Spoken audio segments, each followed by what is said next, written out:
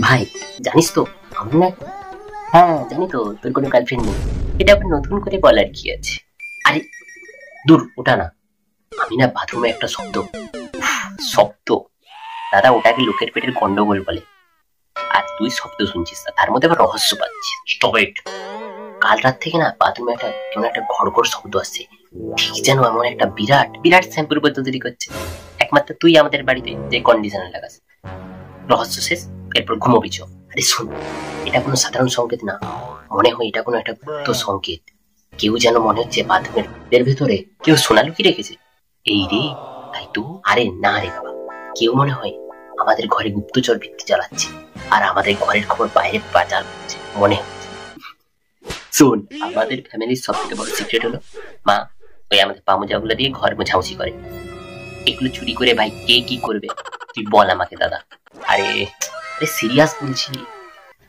শোন, আমি আজ রাতে 12টার পরে বাথরুমের দরজাটায় কান পাতবো। কান পাতবি? আচ্ছা ঠিক আছে, তুই এটা খেয়াল রাখবি যেন একটু ফ্ল্যাশ করে দেয় কানটাকে। তোদের এত পিছনে কি?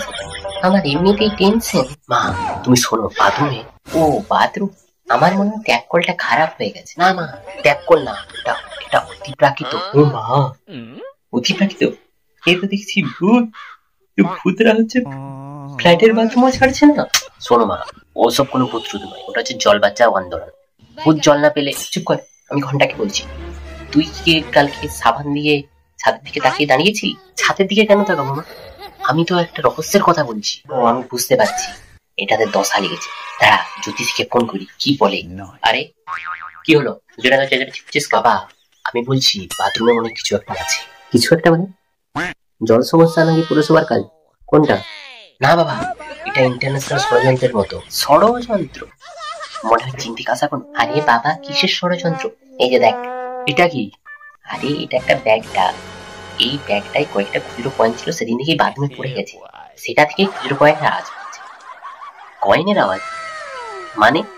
আমাদের গুপ্তচর আসলে কয়েন চোর।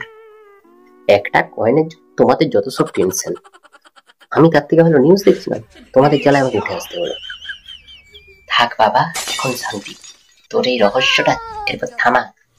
জানি তো, আমি জন্ম থেকে ট্রেন্ড সেটার, আমার রহস্যটা কি কোনোদিনই রহস্য থাকবে না।